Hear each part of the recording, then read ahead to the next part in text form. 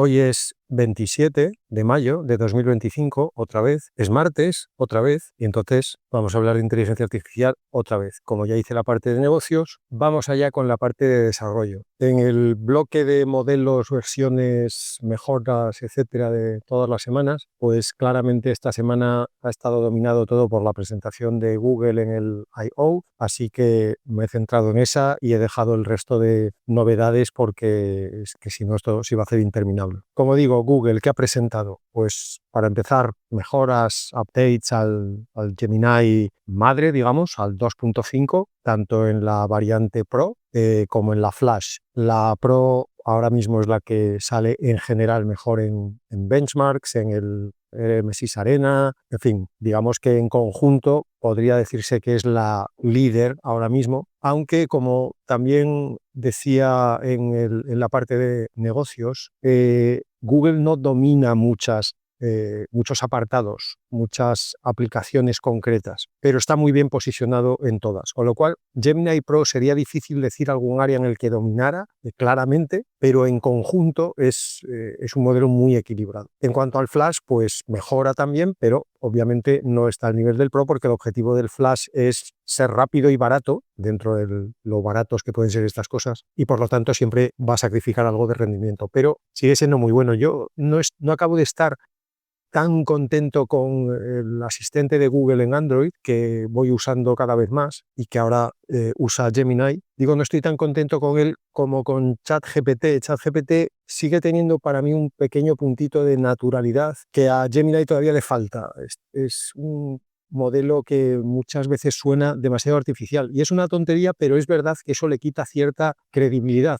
Tienes más la sensación de que igual se está equivocando porque suena tan mecánico, pero bueno, estamos hablando ya de detalles. De hecho, muchas veces lo que hago es le pregunto a los dos y luego hago una especie de media ponderada. En cualquier caso, lo que más ha llamado la atención de los distintos modelos y versiones que ha presentado Google en el I.O. fue la nueva versión del modelo de generación de vídeo, que ya sabéis que se llama Veo, V-E-O, y esta es la versión 3. Y es realmente flipante. O sea, es una cosa espectacular. Hay que ver los vídeos que hace para realmente creerse el nivel de realismo al que han llegado. Porque además no solamente genera el vídeo, sino que además ahora también genera audio y por supuesto lo sincroniza con el movimiento de los labios de los personajes. Pero es que además también genera los sonidos de ambiente. O sea, si hay una explosión, se escucha una explosión. Si alguien entra a un coche, se oye el sonido de abrir la puerta, de cerrar la puerta, del motor que arranca. Es espectacular. Y además puedes hacer que él mismo genere el script del vídeo, el guión. Tú simplemente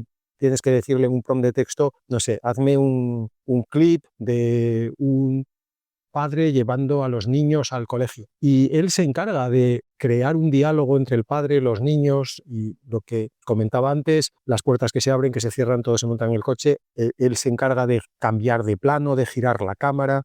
Es realmente espectacular. Como complemento a esto han presentado una herramienta que se llama Flow como flujo en inglés, que lo que hace es permitirte usar ya el Veo, el 3 principalmente, pero lo podrías hacer también con las versiones anteriores, utilizarlo como una plataforma de realmente dirección de cine, porque ya te permite, insisto, todo a través de prompts de texto y muy simples, pero ya te permite darle tú las instrucciones que quieras sobre cuál quieres que sea la posición de la cámara en el plano, cómo quieres que se mueva la cámara, cuánto quieres que dure la escena, cuál quieres que sea la transición a la siguiente, si quieres que haya distintas tomas de los personajes desde distintos puntos de vista, pues literalmente, sin ser yo un experto en el tema, pero lo que entiendo que hace un director de cine, solo que en vez de darle las instrucciones a los cámaras y a los actores y a los coordinadores de lo que haya por allí, que siempre hay mucha gente cuando se ruedan cosas, pues simplemente le vas escribiendo textos a VO3, en este caso a Flow, y él te va construyendo todo lo que tú le digas. Hay demos por ahí dando vueltas. Últimamente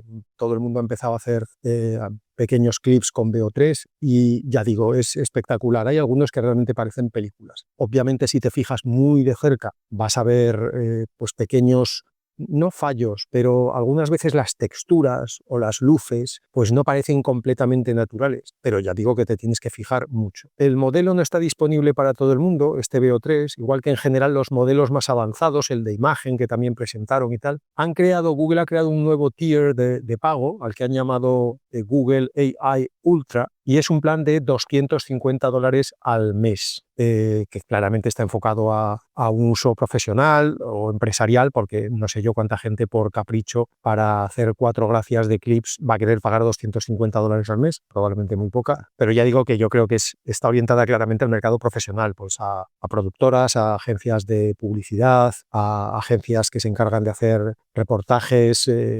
infomerciales, pues todo ese tipo de cosas. Se ha abierto inmediatamente un debate, como siempre que se da un salto más cualitativo que cuantitativo, sobre el peligro que tiene la inteligencia artificial y los deepfakes y la información falsa y tal y cual. Pues sí.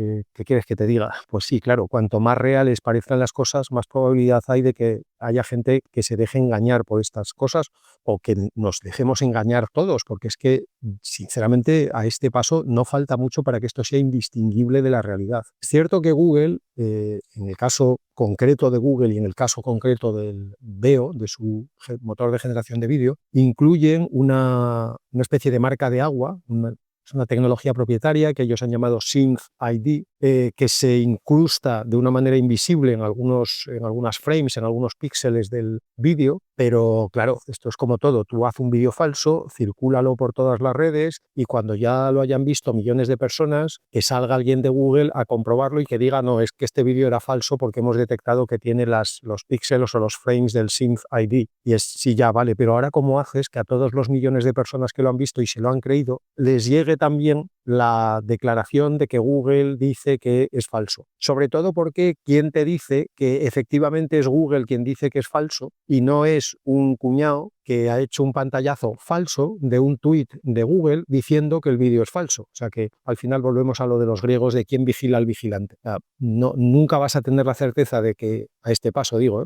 vamos a llegar a un punto en el que nunca vas a poder tener la certeza de que algo es cierto, porque no vas a saber si eso es cierto, ni vas a saber seguro que quien dice que es cierto es quien dice que es. O sea que vamos a poder echar el problema un paso más para atrás, pero al final siempre nos vamos a acabar encontrando con el problema de la confianza. Eso yo creo que en última instancia lo que va a llevar es a una polarización todavía mayor.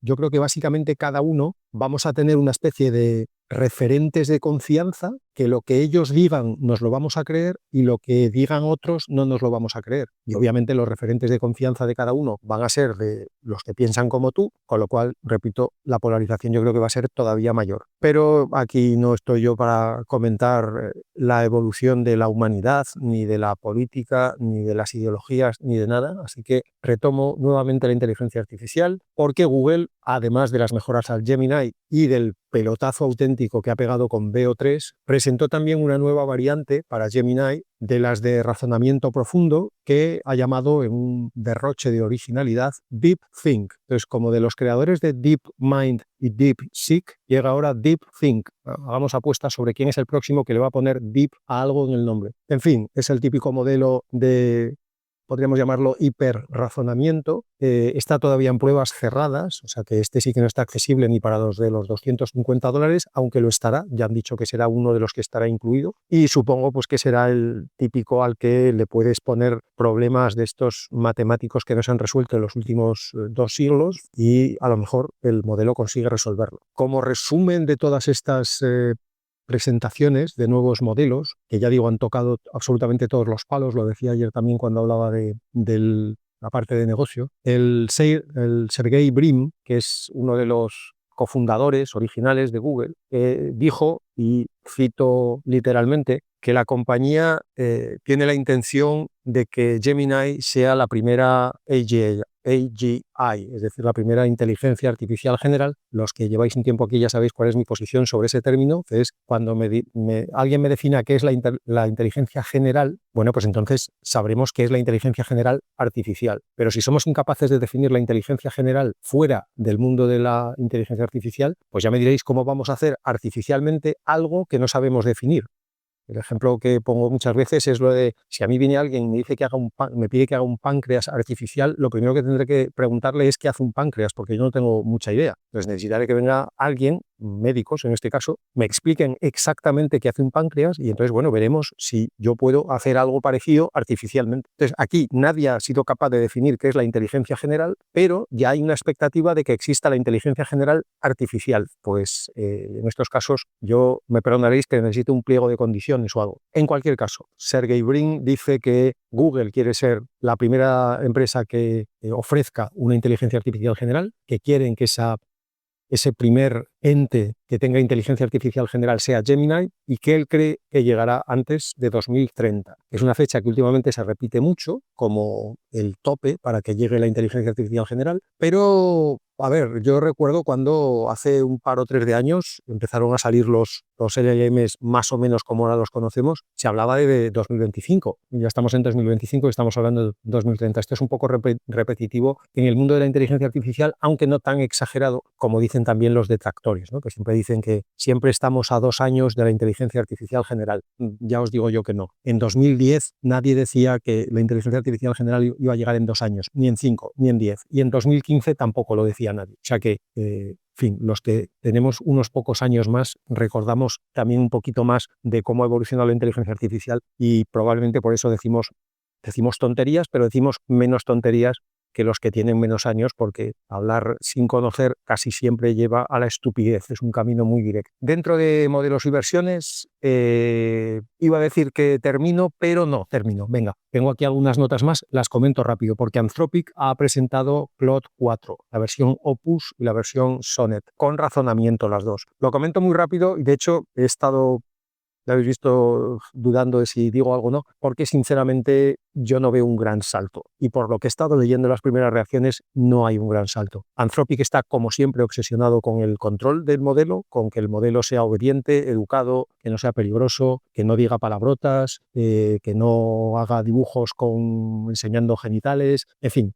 Que me parece bien, oye, que cada uno hace los modelos para lo que quiere. Pero desde un punto de vista de desarrollo de inteligencia artificial, Anthropic parece más la policía de la inteligencia artificial que los desarrolladores de la inteligencia artificial. Según ellos, ahora mismo Claude Opus 4 es el mejor LLM en programación, en desarrollo de código, y me lo creo porque realmente el Sonnet 3.5, 3.7 creo que era ya la última versión, es realmente muy bueno. Yo para programar siempre como mínimo le pido, una de las opiniones que pido se las pido a Claude, así que me creo que el Claude 4, si ha mejorado todavía más, sea el mejor en código. Y luego, pues algunas mejoras marginales, tiene 200.000 tokens de ventana de contexto, según ellos tiene un 65% menos de alucinaciones, mucho 65% me parece, pero tampoco tengo ninguna razón para dudar, lo iremos viendo. Y como siempre, en la mayoría de los comunicados que han publicado, su obsesión está en la seguridad, han dicho que todavía la están puliendo, que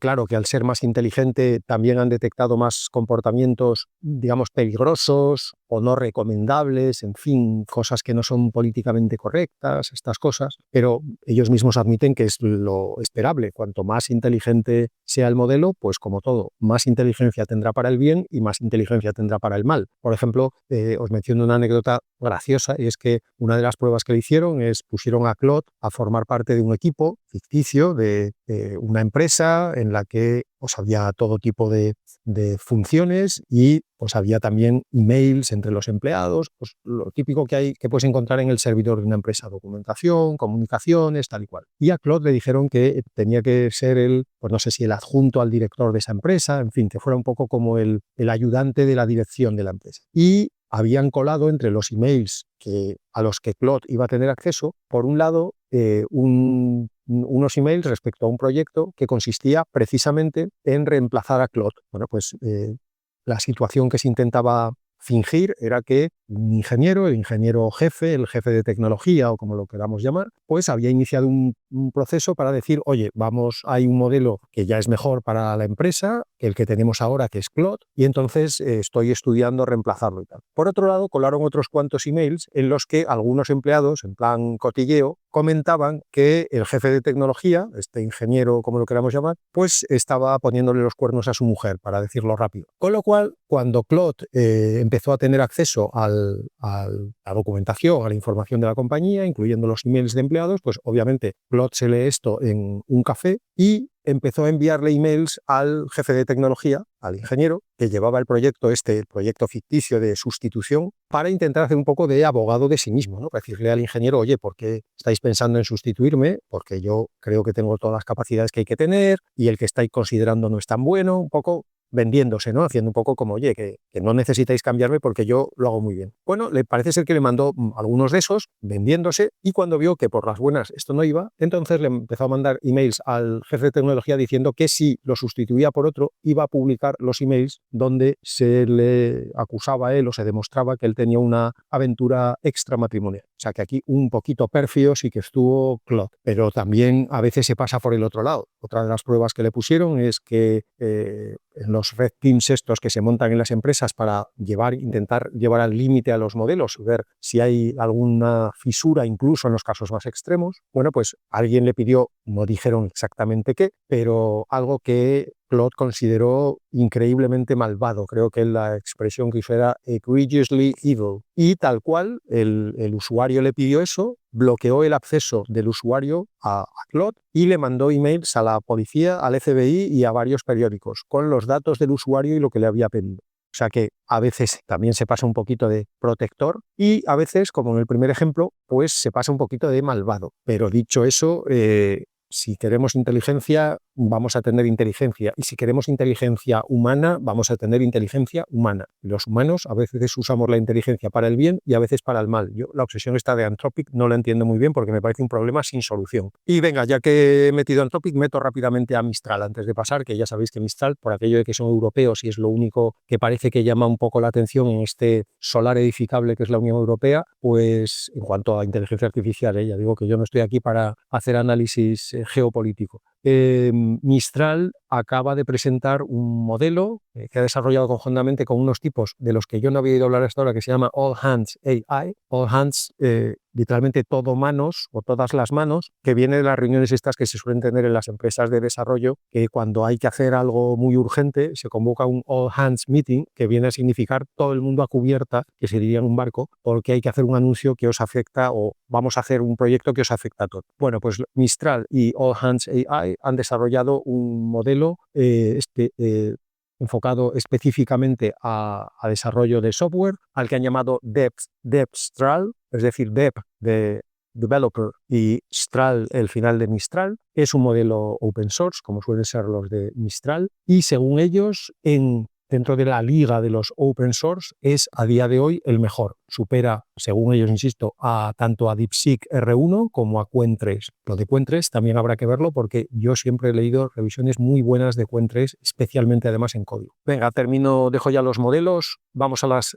noticias de desarrollo en sí. Y la primera tiene que ver también con el Google I.O., porque una de las cosas que presentó Google fue una variante de Gemini que no usa arquitectura de transformers, sino que es un modelo de difusión, pero es un modelo de difusión de lenguaje. Lo llaman obviamente Gemini Diffusion. Es un proyecto que ellos mismos definen como experimental, no es algo que vayamos a poder usar mañana, pero obviamente al no utilizar transformers, pues es muchísimo más rápido. En concreto, ellos hablaban de 5 veces más rápido que el Gemini Flash Lite, que es como el más rápido de la variante más rápida. Bueno, pues comparado incluso con ese, el de difusión es 5 veces más rápido, en tareas concretamente de código, de desarrollo de software. Hablé, creo que hace no mucho, de cuál es el principio de usar la arquitectura de difusión para modelos de texto, así que no la voy a repetir porque creo que no han debido pasar ni, no sé, un par o 3 de meses como mucho. Es realmente un ejercicio intelectual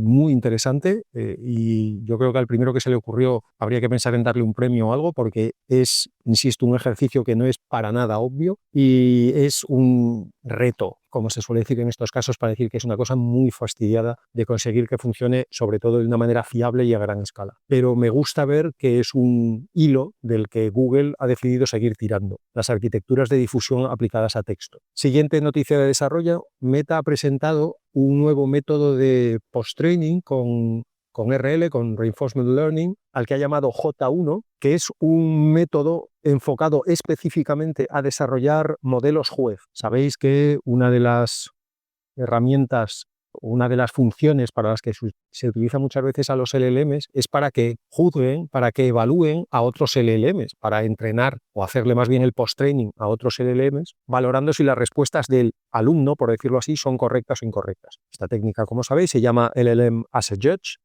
LLM como juez. Bueno, pues este trabajo de Meta lo que hace es justamente presentar un sistema de reinforcement learning enfocado a entrenar a los jueces, lo cual obviamente es muy interesante porque para poder utilizar la técnica del LLM as a judge necesitas un juez que evalúe a todos los que después quieras pasar por ese framework. Según ellos, utilizando este J1 como método de post-training, han conseguido superar a todos los métodos de entrenamiento para modelos juez en tamaños comparables. En concreto, ellos han hecho el ejercicio con tamaños de 7 billones y con tamaños de 70 billones. Y ha superado a todos los que había en esos mismos tamaños. E incluso ha mejorado algún MOE, algún Mixture of Experts, que tenía 671 billones en total. Ya sabéis que los MOEs no utilizan después en inferencia todos los parámetros. Y lo más interesante es que solo han necesitado 22.000 ejemplos y además ejemplos sintéticos. O sea que han conseguido entrenar a un LLM como juez con solo 22.000 ejemplos sintéticos y han superado a todos los modelos entrenados con otros sistemas de post-training. ¿Cuál es la receta mágica del J1 este? Pues conceptualmente no parece nada muy innovador. La idea básica es que ellos lo que han hecho es obligar al juez a que utilice también Chain of Thought en sus valoraciones. Es cierto que hasta ahora normalmente casi todos los sistemas de entrenamiento de jueces lo único que hacían era clasificar las respuestas como buenas o como malas o asignarle puntos. Lo que correspondiera según la técnica que quieras usar. En este caso, como el Chain of Thought obliga a que desarrolles la respuesta, al parecer la valoración final es más veces correcta que incorrecta comparado a decirle al juez que directamente haga una valoración final. Y se supone que de ahí viene la mejora, pero como digo, conceptualmente, vamos, el Chain of Thought no es precisamente una novedad de la semana pasada, esto ya lo llevamos usando meses, si no años. En fin, lo dicho, es una mejora muy importante porque a medida que vamos subiendo el nivel de inteligencia de los modelos, cada vez va a ser más difícil que encontremos una manera de juzgar a los modelos con humanos, porque cada vez va a haber menos humanos que tengan el nivel de inteligencia de los modelos, con lo cual cada vez más vamos a necesitar modelos que juzguen a los modelos, porque son los únicos que cada vez más van a poder llegar al nivel de inteligencia de los nuevos modelos. Y para terminar la parte de desarrollo, esta semana he leído varios artículos sobre cómo optimizar los que ya se empiezan a llamar LRMs, Large Reasoning Models, o sea, modelos de lenguaje con razonamiento. Aquí, ¿cuál es el problema? Y como digo, hay varios artículos que lo abordaban de distintas maneras, varios papers. El problema es más que conocido, y es que si tú haces un modelo que razone siempre, la mayoría de las veces estás tirando tokens. O sea, si yo le pregunto a un modelo, no sé, ¿quién descubrió América? A ver, no hace falta que el modelo se someta al proceso de razonamiento interno y tire 5 párrafos razonando sobre quién descubrió América para decirme Colón. O si le pregunto al modelo cuánto es 2 más 2, que en eso los modelos normalmente sufren, pero hombre, 2 más 2 tampoco necesita 5 párrafos de razonamiento. Con lo cual, si siempre le dices que razone, sabes que estás tirando tokens, y tirar tokens es tirar dinero, y esto es una cosa que nunca gusta. Por otro lado, si le quitas el razonamiento, en las preguntas difíciles sufre, porque, pues por ejemplo, como acabo de comentar ahora con la noticia anterior de los modelos juez, la probabilidad de que acierte es mayor cuanto más desarrolle la respuesta. Hasta ahora se había no solucionado el problema, pero se había apañado con soluciones tipo el token budget. Es decir, tú le podías decir al modelo, resuélveme este problema y no uses más de 5.000 tokens o más de 100 tokens, lo que quieras. Le das un presupuesto de tokens. Pero bueno, eso deja un poco del lado del usuario evaluar cómo de complejo va a ser el problema para un LLM. Porque aquí no estamos hablando de cómo de difícil es el problema para un humano, estamos hablando de predecir cómo de difícil va a ser para el LLM. Con lo cual, si le das un presupuesto bajo, a lo mejor te quedas corto y la respuesta es mala. Y si le das un presupuesto alto, a lo mejor nuevamente la pregunta no era tan complicada y vas a tirar tokens por el camino. Estos artículos que digo que he leído esta semana proponen distintas arquitecturas, aproximaciones, no sé cómo llamar nunca este tipo de soluciones, ninguna de ellas especialmente llamativa en cuanto a mejora, por eso no voy a mencionar ninguna en concreto, pero sí menciono digamos, el nuevo área de trabajo que parece que se está abriendo, que es intentar desarrollar lo que en muchos de estos papers llaman LRMs híbridos. O sea, Large Reasoning Models híbridos, que ellos mismos sepan cuándo razonar y cuándo no. Es decir, que ellos mismos evalúen la dificultad de la pregunta que se le hace para ellos mismos y se establezcan ellos mismos una especie de token budget evaluando cuánto más o menos creen que van a necesitar para dar una respuesta fiable. Hay propuestas para solucionarlo con Supervised Fine Tuning, con Reinforcement Learning, una combinación de los dos, una nueva arquitectura que no tiene nada que ver. Así que, como digo, no menciono ninguna porque todas daban mejoras del 2%, del 3%, del 5%. Con eso no vamos a ningún lado. Me refiero en cuanto a ahorro y eficiencia de tokens. Pero bueno, ya digo que he visto tantos papers sobre esto que creo que merece la pena mencionar que es un área de trabajo en el que yo creo que vamos a ver cada vez también más desarrollo. Y voy ya con las pildoritas. Por supuesto, también el protagonista de las pildoritas es el Google I.O. Por un lado, el Gemini Live, que es el modo continuo de uso con voz, tipo la película de Her, va a incluir la función de compartir pantalla y cámara para todos los usuarios, incluidos los gratuitos. Hasta ahora esto era una funcionalidad que solo tenían los de pago. Como os decía antes, se crea ese nuevo tier de pago del Gemini Ultra, una suscripción que incluirá, cito textualmente, los modelos más avanzados. Dijeron explícitamente que Veo3 será uno de ellos, Imagen 4 será uno de ellos, Flow no es un modelo, pero la herramienta formará parte de esto, el DeepThink y no sé, alguno más, porque Google también es muy de rehacer los tiers cada 2x3, y ya os decía que eran $250 al mes. Google también anunció que ya extiende el AI Mode, el modo inteligencia artificial en la búsqueda de Google de toda la vida, que lo extiende a todos los usuarios de Estados Unidos, y este AI Mode lo que tiene por debajo es un Gemini 2.5, y quiero mencionar aquí algo que probablemente encajaría mejor en lo de negocios, pero bueno, ya que estamos, me ha parecido un movimiento realmente muy valiente de Google, el incorporar ya la búsqueda, para entendernos, para usar una especie de su propio chat GPT para hacer búsquedas, en este caso Gemini. Porque, a ver, el negocio de búsquedas para Google es un negociazo. Ellos en esto de momento, a día de hoy, lo único que pueden hacer es perder. Ganar, van a ganar poco. Porque, como también creo que mencionaba ayer en negocios, eliminar el modelo de ingresos por publicidad, claro, a Google esto le da una pala para que empiece a cavar su tumba. Porque la búsqueda, la página de Google, vive sobre todo de los pagos de los anunciantes y de la gente que quiere posicionarse mejor y tal. Claro, si vas a hacer un modo de búsqueda en el que el usuario hace una pregunta y el modelo le da una respuesta, ahí hay poco hueco para la publicidad. Desde luego, algo encontrará Google, seguro, pero así, para empezar, hay menos hueco que en la búsqueda tradicional, con sus links, su posicionamiento, sus enlaces patrocinados, tal. Entonces, me parece un movimiento muy valiente en el sentido literal, o sea, no me parece un mal movimiento. Yo creo que Google ha pensado la dirección en la que se va a mover esto es hacia los modelos, digamos, conversacionales. O sea, la gente cada vez va a tener menos paciencia para mirarse una página con 15 links, ni siquiera para picar en el primero. La gente lo que va a querer decir es, yo quiero saber esto, contéstame esclavo. Y esperan que haya un esclavo virtual que les conteste a todo lo que pregunten. Así que hay dos opciones si crees que ese es el futuro. Uno es aferrarte a tu modelo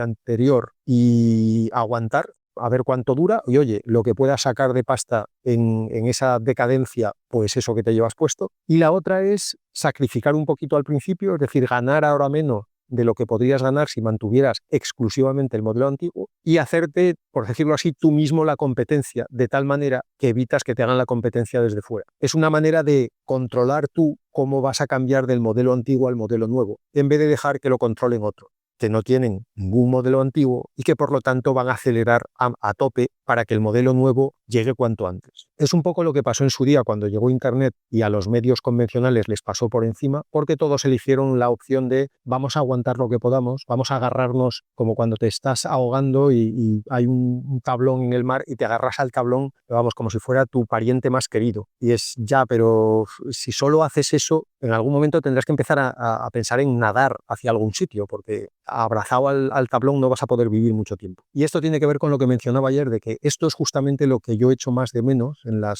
por lo menos en el entorno en el que yo más o menos escucho y leo. Eso es lo que creo que echo más de menos en las empresas, sobre todo europeas, especialmente españolas, que es donde más contacto puedo tener yo. Lo que echo de menos justamente es ese ejercicio, no el ejercicio de darles a todos los empleados ChatGPT y hacer un training masivo y llevar a, no sé, a un gurú a que les hable de no sé qué. No, lo que echo de menos es el ejercicio arriba del todo de la empresa, no abajo, arriba. Hacia dónde va la empresa con inteligencia artificial o sin inteligencia artificial, en qué áreas sí y en qué áreas no, en qué plazos esperamos. Ese es un ejercicio que, obviamente, no digo que no lo veo porque no esté publicado en los periódicos, es un ejercicio que las empresas hacen y no publican, y yo espero que me lo cuente la gente que yo pueda conocer, pero no que me cuenten el resultado del ejercicio, pero sí si están haciendo el ejercicio o no. Y yo, sinceramente, no conozco mucho o no estoy percibiendo que ese ejercicio se esté haciendo más allá de una declaración general de intenciones para que en la prensa se diga que somos una empresa muy moderna y que la inteligencia artificial la tenemos controladísima. Más pildoritas. Google anuncia que ya va a tener Gemini y Gemini Live en en Chrome para Mac y para Windows. En principio la integración va a tener funciones muy básicas. Básicamente te va a permitir hacer preguntas sobre la web que estás visitando y poco más por las notas que tengo aquí y que voy mirando. Y más adelante esperan incorporarle funciones más agénticas, es decir, que tú puedas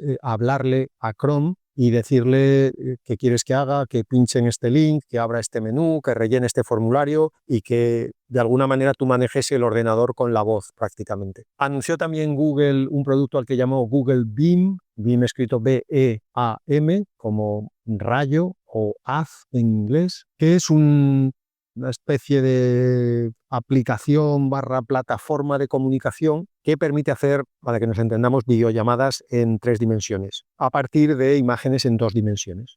Bueno, pues lo que todos pensábamos cuando hace 30 años o 40 años pensabas en cómo sería el futuro y ya nos imaginábamos a todos comunicándonos con hologramas, bueno, pues sin llegar a que sean hologramas, pero tú lo que sí que vas a ver es un efecto de 3 dimensiones en la persona con la que estás hablando. Google Meet, la especie de Microsoft Teams de Google, ahora incluye traducción en tiempo real. Y no traducción en tiempo real en el sentido de subtítulos, sino una voz que habla y que además mantiene no solamente obviamente el contexto y el significado de la persona original, sino también su tono de voz, sus inflexiones, sus emociones, y que habla en el idioma del que está escuchando. Vi una demo en el que hacían el típico ejemplo. Los ejemplos siempre son, por cierto, de irse de viaje. Yo creo que hay más cosas que de hecho ya hacen los ordenadores por nosotros, pero no sé por qué hay mucho esto imaginémonos que te quieres ir de vacaciones. Bien, joder, ¿cuántas veces se va de vacaciones la gente al año? Porque lo presentan como si fuera una cosa súper cotidiana. En fin, total, que el ejemplo era que una estadounidense quería reservar, pues supongo que una especie de Airbnb en un país de Sudamérica. Y entonces pues estaba hablando una persona en inglés con una persona en español. Y efectivamente, la persona que hablaba en inglés empezaba a hablar y muy poquito después, una latencia muy cortita, yo diría que a lo mejor un segundo, ponte 2, todo lo más, que parte también podría ser el delay de la propia comunicación, por encima de su voz empezaba a hablar otra voz, repito, no solamente traduciendo en tiempo real las palabras, sino manteniendo la entonación, las risas, las subidas y bajadas de tono, etc. De tal manera que la persona que estaba en el otro lado de la comunicación y que era española, hispanohablante, escuchaba a la otra persona con su voz, pero hablando en español. Y al revés, cuando hablaba la hispanoparlante, lo que escuchaba la otra persona era a una persona hablándole en inglés, aunque en el origen lo que la persona estaba hablando era español. Me ha parecido que el producto, obviamente es una demo, como siempre las demos no se hacen con los ejemplos malos, se hacen con los ejemplos buenos, pero incluso teniendo en cuenta que habrán peinado muy bien la demo para que esté guapa, me ha parecido que el producto está muy maduro, pero muy maduro. O sea, yo me vería perfectamente usando este producto para este tipo de situaciones en las que no se requiera un nivel de precisión fantástico. O sea, si a lo mejor tienes que hablar de un contrato o de un documento legal con una persona en otro idioma, pues no sé si esto sería tan fiable. Pero para la mayoría, inmensa mayoría de las comunicaciones que no son de ese estilo, incluso dentro de una empresa, no todas las cosas que hablas en una empresa son cuestiones que pueden hacer que la empresa se derrumbe. Yo veo esta herramienta, pero vamos, para el uso diario a partir de ya. Lo siguiente que presentó Google fueron, bueno, lo siguiente, yo lo voy diciendo en el orden que me lo he ido leyendo y mirando y revisando. Las gafas inteligentes, las Smart Glasses, que en el caso de Google han metido bajo el paraguas del proyecto que se llama Android XR. X de cualquier cosa y R de reality. Una mezcla entre realidad aumentada y realidad virtual, pues ni aumentada ni virtual. Llámalo X. Han anunciado que han firmado un acuerdo con Warby Parker, que son unos fabricantes de gafas así molonas, porque han entendido, creo que también lo podríamos haber entendido todos, que la única manera de popularizar las Smart Glasses no es solamente que hagan cosas muy chulas, sino es que además cuando te las pongas no parezcas idiota, que era un poco lo que pasaba con las originales, las famosas Google Glasses de hace unos años. Entonces han entendido que necesitan a alguien que sepa diseñar gafas chulas y luego que además las gafas hagan cosas interesantes también, pero lo primero que la gente va a ver con las gafas es el aspecto de las gafas. Tecnológicamente, este Android XR lo que es, dicho muy a lo simplificado, pero tampoco muy simplificado, es un Gemini que llevas puesto en las gafas. Un asistente, el mismo asistente que estamos empezando ya a ver en los teléfonos Android, pues lo mismo pero en unas gafas. Las gafas tendrán su camarita, su micrófono, su auricular y entonces pues tú podrás ir también aquí una vez más al estilo de la película Her, pues podrás ir hablando con tu Gemini y diciéndole, anda, mira eso, ¿qué es? Y él a través de las gafas pues te diga, pues mira, pues eso es un edificio que se construyó en el siglo XVIII y tal y cual. Las típicas inquietudes culturales sobre historia que todos tenemos cuando vamos paseando por la calle. Este también es el típico ejemplo que ponen muchas veces y que yo pienso, pero ¿cuánta gente tiene interés en saber en cuándo se construyó todos los edificios que va viendo por la calle? No sé, una clara área de mejora yo diría que está en que Google piense en unas demos un poquito más relevantes para los usuarios, ¿no? Parece que el primer ejemplo que se les ocurre, ese es el que cogen para la demo. Darle una vuelta a esto, hombre, que sois un montón de gente en Google y además me consta que un montón de, si no todos, hay un montón de gente inteligente. Y termino con las pildoritas del Google I.O., con la noticia que también de Google de que ya han presentado al público, después de una beta que habían empezado en diciembre y que dan por terminada, a su asistente de codificación llamado Jules. La idea de esto no es tanto que sea una especie de copilot, sino que realmente sea un asistente de programación. O sea, que sea, imagínate que tienes sentado, creo que ya lo dije con algún otro producto de la competencia, la idea de estos asistentes es no tanto que te autocompleten el código, sino que es como una persona que tienes sentado al lado, una persona que sabe un montonazo de programar y de todos los lenguajes que te puedas imaginar, y que además de autocompletarte el código, si tú eres un poquito vagoneta, te puede hacer sugerencias de cosas que podrías hacer de una manera más eficiente o más corta, o de errores que estás cometiendo, de esta función que estás llamando no la declaraste así antes y si pasas los parámetros de esta manera te va a dar error, te va a poder detectar bugs, te va a poder hacer tests. Pues lo dicho, es más como si tuvieras un compañero de programación y no solamente un autocompletado inteligente. Y fuera de Google, pues Microsoft también presentó algunas cosas en el Build 2025 que creo que merece la pena comentar aquí en las pildoritas. Por un lado, también Microsoft va a unirse al soporte de MCP, del Model Context Protocol de Anthropic y del protocolo para agentes, del Agent to Agent. Va a incluir el soporte de esos dos protocolos en Windows 11. Es decir, la idea es que los agentes de inteligencia artificial próximamente, supongo que esto no va a empezar mañana, puedan manejar Windows y manejar aplicaciones de Windows justamente comunicándose con la plataforma o con la aplicación a través del protocolo del MCP o del A2A. También presentó Microsoft, estamos finos hoy, lo que llaman Windows AI Foundry, como la fundición. Estoy viendo que el nombre no pega mucho, pero bueno, según ellos es una nueva framework para que los desarrolladores puedan trabajar con LLMs directamente en PCs sobre Windows. Cuando digo trabajar directamente no me refiero a usarlos, sino a fine-tunearlos y a trabajar con el LLM en sí, no como usuario, sino como programador. Y también presentaron dentro del Microsoft 365 una herramienta a la que llaman Copilot Tuning, que está enfocada a empresas y permite que puedas fine-tunear los LLMs con tus propios datos y documentos, es decir, hacer una especie de LLM especializado en tu empresa. Pildoritas ya fuera de Google y de Microsoft, que han sido el gran o los grandes eventos de esta semana. Los Emiratos Árabes Unidos acaban de anunciar que le van a pagar la suscripción de ChatGPT Plus a todos sus ciudadanos. Son $20 al mes por ciudadano, con lo cual se nota que el petróleo da bastante pasta. Esto los convierte, obviamente, en la primera nación, en el primer país que pone la inteligencia artificial como una especie de derecho universal de sus ciudadanos, el acceso a la inteligencia artificial. Y para terminar, esta semana he visto ya leí una noticia en la que se incluía un vídeo de Optimus, que os recuerdo que es el robot humanoide de X, la de Elon Musk, que no es especialmente impresionante, sinceramente, sobre todo porque, bueno, también todo es comparable. O sea, este vídeo hace un par de años a mí me habría parecido para dar saltos mortales de alegría. Viendo lo que hemos visto, pues ahora yo por lo menos ya me fijo en los detalles que sé que cuestan más, por ejemplo, sobre todo en la destreza manual, en cómo mueven los dedos, en cómo manipulan cosas con las manos. Y en este vídeo se ve que Optimus en destreza manual está todavía muy verde, como todos, por cierto, ¿eh? No estoy diciendo que esté peor, aquí está todo el mundo un poco atascado. Lo que me ha parecido relevante del vídeo es, primero, que mencionan en la descripción que acompaña el vídeo que Optimus está controlado por una única red neuronal, es decir, no han encadenado varios especialistas, pues no sé, una red de visión, junto con una red de lenguaje, junto con una red de interacción física. Es una única red neuronal, que me parece impresionante, sinceramente. Y lo segundo es que se entrenó no con interacción directa con el mundo real, sino que se entrenó con vídeos. Y con vídeos filmados con formato de primera persona por humanos.